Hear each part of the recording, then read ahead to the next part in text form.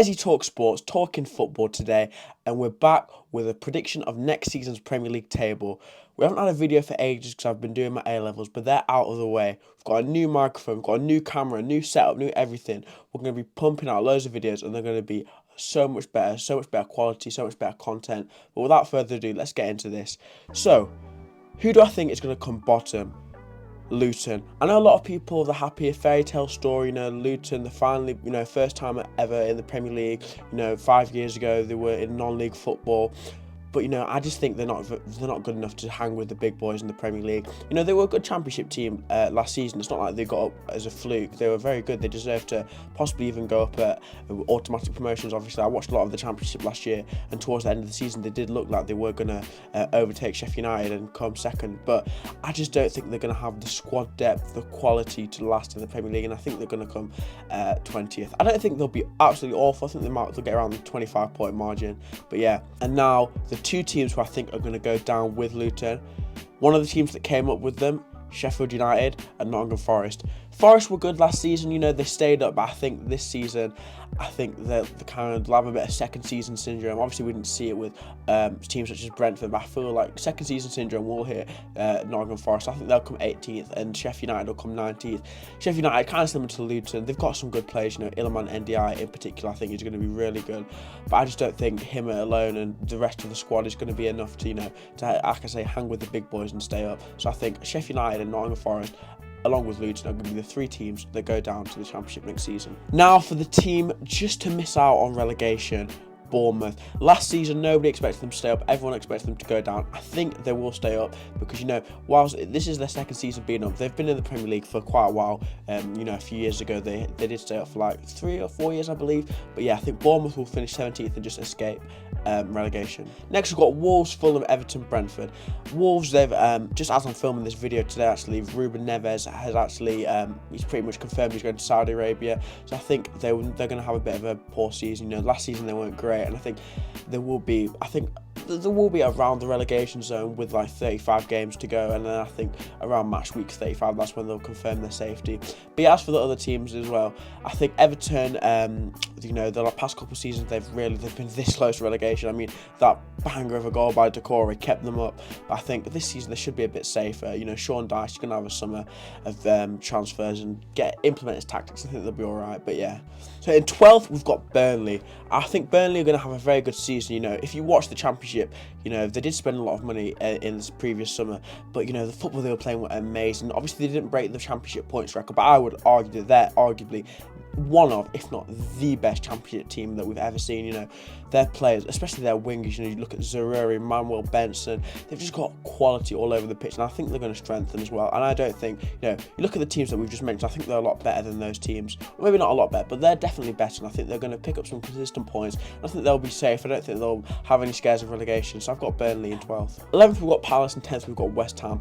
And I think, Palace, they've just got loads of good players. I think Ezzy will stay, and Elise will stay. They're just quality players. Arguably, they could be playing at a level higher than Palace, but I think they'll stay, and that'll, players like that will boost them. And 11th is a good position for Palace.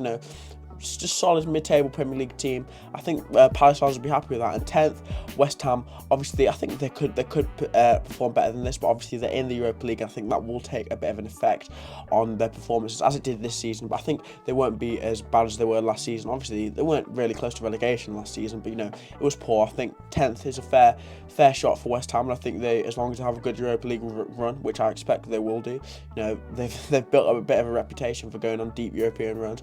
I think that'll be a good season for West Ham. Then we've got Villa and Brighton. I think similar to West Ham, both these teams being in Europe, I expect Villa to qualify for the Conference League. Obviously, they're in the playoffs. Brighton, they're in the Europa League. I think these European competitions will have an effect on them. They've never been in Europe before. They're not going to really know how to manage all the consistent game weeks. They're going to be playing a lot of football. Thursday, Sunday. It's going to take a toll on them. But I think they will still. That's still an amazing achievement for these teams. I think Brighton. especially I think they could go very far in the Europa League. They're just a really good team, brilliant manager, brilliant players. Obviously they've lost McAllister, they've lost Caicedo, but it's Brighton, you know, they're going to recruit amazing players and they'll just be fine.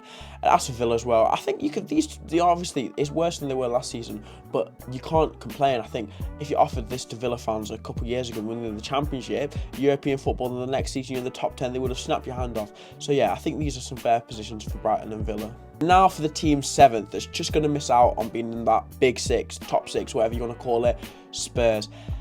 Ange Postecoglou really doesn't give me, if I was a Tottenham fan, that wouldn't give me a lot of hope. I just think it's another like Nuno type manager. It's just not really, he did well in Celtic, but so did Gerrard, you know. I think I could go to Celtic and win the league. I just don't think that's, if you're Tottenham, you want a Nagelsmann, someone like that, someone who's going to, you know, just a bit of a higher calibre than Ange Postecoglou. I just think it's just a bit of a, you know, it doesn't really show intent. If you're a Spurs fan, that's what I'd be thinking. I just think that, you know, I wouldn't be surprised if you get sacked and they bring in someone else who can raise the performances yet. But yeah, 7th, you know, I don't think they'll do anything in the cups either. Just a poor season, just mediocre. Yeah, 7th. Now the 2 teams I think are going to get Europa League. This may cause a bit of shock, but I think Newcastle are going to be 6th and Arsenal are going to be 5th. Now you may be thinking, Newcastle, what they're building, you know, the players, Barella, 50 million, you know, Eddie Howe, good manager, they've got a lot of good players. But I think Newcastle will just fall off a little bit. Champions League football, even though I do think they'll fall into the Europa League. But either way, similar to a lot of the other teams, you know, Thursday, Sunday, it's going to be a lot more football. 6 is still good, you know, get them back into Europe. And as for Arsenal, I think Arsenal, they were not lucky last season, but in a sense they were fortunate at the fact that Liverpool was so poor and Chelsea was so poor. You know, if Liverpool and Chelsea were their usual standards last season, that already pushes Arsenal down to 4th, and I just think they won't have that same momentum, and you know, I just don't see them. A lot of people think they're going to be 2nd, not at all. I don't think.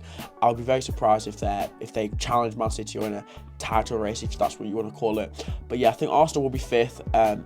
Champions League, I wouldn't be surprised if they got 3rd in the group and went to Europa League, but I don't see them doing anything serious in the Champions League at all. I think it'll be a bit of a disappointing season for Arsenal.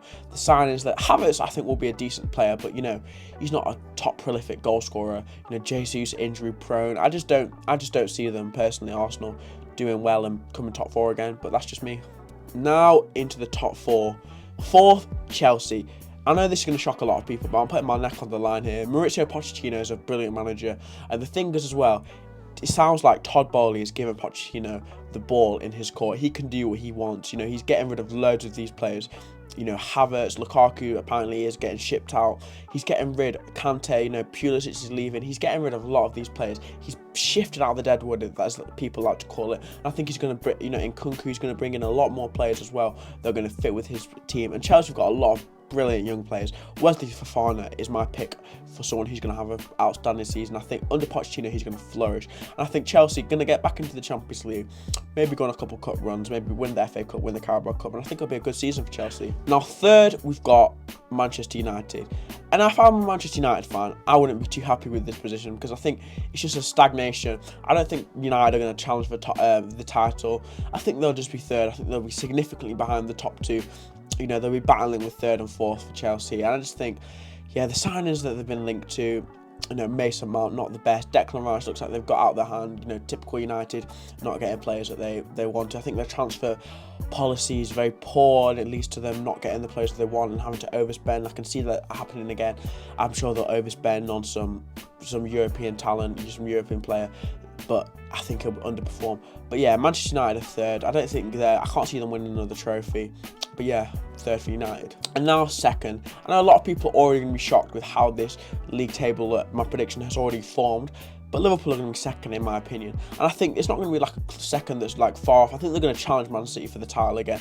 And I'm going to put this on the line because I don't want to be too biased. Obviously, I am a Liverpool fan. But I think Liverpool could win the league. I'm not going to predict them to. I think Man City will win the league. But I think that with the signings they made, McAllister for, was it 35 million? That's an amazing sign. You know, that we're linked with Thuram, Mickey van de Ven. I think a lot of these players that Liverpool are building are going to make significant improvements. Obviously, last season we had a lot of injuries.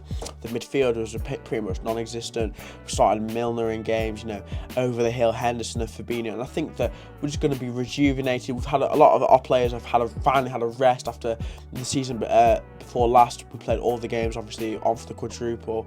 And I think that we've got a long pre-season. Klopp's going to be able to, rejuvenate, playing his new 3-2-2-3, which I think is going to work wonders. And I think that Liverpool are going to challenge Man City all the way down to the line. I think it'll be another close season. I think, if I'm being unbiased, I think City will win, but I think it's not a given. And obviously the champions, Manchester City. I think Manchester City have been very overrated, because if you actually look at their performances, 89 points, that's a severe drop off to what they usually are, where they're like mid-90s. And I think that people are overhyping. Obviously they won the Champions League, which is amazing, but I think the teams before, the season prior, they've been a lot better. I think that treble winning season is not even in the top 3 of Guardiola's best seasons. And I think that people are kind of just overhyping, because obviously of the winning the Champions League, it is a better achievement, but I don't think they were playing better football. They took a lot of losses towards the end of the season, lost to Brentford, dropped points at Brighton, and I just think the performances weren't amazing. The fact that they let Arsenal challenge them for so long, I just don't think Manchester City are going to be as dominant, and that's why I think Liverpool could very well win the league. But I will still sit with Man City, because you can never, I think Man City are just the team you have to go for. You can never go against Pep Guardiola's men. But yeah, they're my predictions for the league. Obviously, no transfers have really happened. It's we're late end of June, there's going to be loads of transfers. So I will do an updated prediction of this after the transfer window. Yeah, but these are my predictions for the Premier League table. Let me know what you think in the comments now. And now I'm back. Let me know some other videos you'd like to do. Hopefully I've got some interviews coming out soon. I'm going to do a prediction for Crawford versus Spence and a preview of that. Obviously, let me know what type of content you want to see. But yeah, that's all. Ezzy Talk Sports. Today we're talking about football. See you in the next one.